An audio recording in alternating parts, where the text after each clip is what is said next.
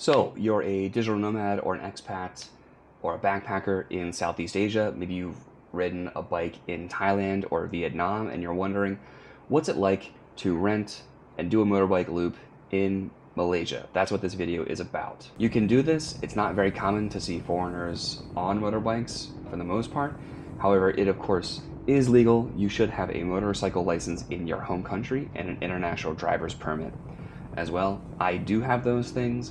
I know some people learn how to ride in Southeast Asia and they might not have those things. I was not asked for my driver's license or international driver's permit, just my passport. So do with that information with what you will. I was also stopped by police and they did not ask for that either. They also don't see a lot of foreigners. They were really cool, actually. They were very nice to me and were just kind of fascinated with where I was going, where I came from, what my deal was. It was really cool. So what's Malaysia like compared to Thailand or Vietnam, for instance? It's very hot, it's humid, it's overcast, it's definitely going to rain, but there is lush green jungle, thick jungle, and endless palm trees in the way that you would see rice paddies in Vietnam or Bali, and in Ubud, you're gonna see endless palm trees. It's pretty interesting, sort of has this Jurassic Park type feeling, which is really cool. Let's talk about your bike.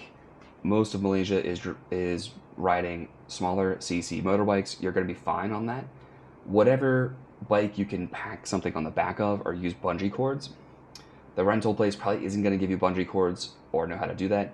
You can go to Mr. DIY. That's a popular home improvement type place in Southeast Asia, and you can buy bungee cords there.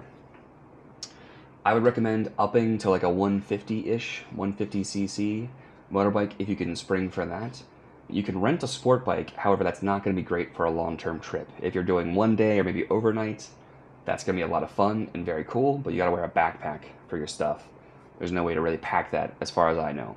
I rented an ADV bike, which has a great thick suspension, soft suspension, which is really nice for all the bumps you're going to hit on some of the roads here. However, it's a park when navigating the smaller things, U-turns, parking. There's some trade-offs there. So I would recommend if you ride a small CC motorbike, stick to that, stick to what you're comfortable to. Let's talk about your route. I did a larger route starting in Kuala Lumpur and then circling my way back, making my way up to Penang. However, I would not recommend that. I would recommend you either hub out of Kuala Lumpur and do a loop down there, or hub in Penang and do a loop from there. The reason is to drive from Penang to Kuala Lumpur means you ride the major highway, which is AH2. That's AH2, which connects the three largest cities in Malaysia. It's stressful and it's not very fun. I can do another video on that, but I would not recommend riding that unless you have to. You're gonna have to from Ipoh to Penang, so that's not a big deal, but it can be a little bit stressful. So keep that in mind. The weather, it's going to rain like 100% on your motorbike trip, most likely. So I would plan for that. Make sure you're comfortable in whatever you're wearing. I prefer to just have a jacket, and if it rains on me, I don't care if I get wet, but it's at least making it not hurt, which rain can actually.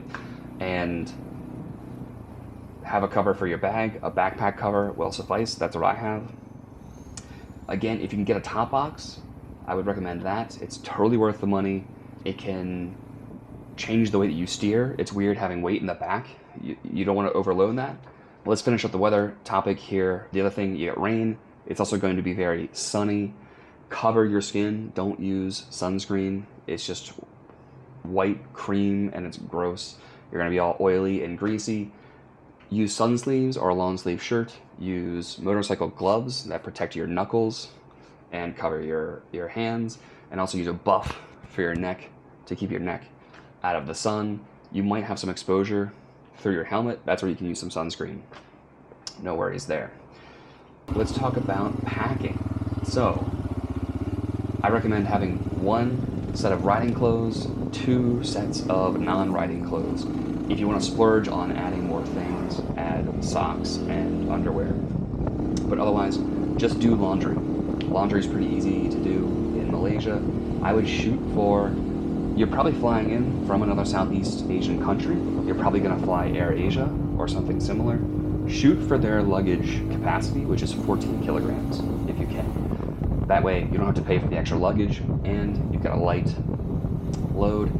This is because, one, you don't want to spend a bunch of time packing. That sucks. You want to spend all your time riding. And trust me, my first motorbike trip, I did not understand how long it can take to pack and bungee cord like 3 different bags and more gear. It's a pain, and again, you're adding weight to the back of your bike, which you don't want, which impacts the way that you steer. So, gas, gasoline, fuel, petrol, whatever you want to call it, is you pump it yourself. It's self-serve. I recommend going to Petronas. So whenever you're looking for fuel, just hit Petronas. There's like 3 or 4 chains. You'll see Petronas, Petron, Shell, and like another one. Petronas has the newest facilities. It's very consistent. You don't need to talk to an attendant. You can use your phone. You use Google Pay, Apple Pay, or whatever to tap your credit card. You pull the pump out and you pump your gas, making sure not to spill it. Obviously, you put it back. Boom. You're done. It'll charge initially on your card for like 200 ringgit, but then it'll bring it down to the actual cost of the gasoline. And again, it's nice that you don't have to talk to anybody. At the other places, they don't have that, and you're gonna have to prepay or pay afterwards. And you talk to the attendant and explain, full, and you'll be good to go. But yeah, go for Petronas when you're on the road.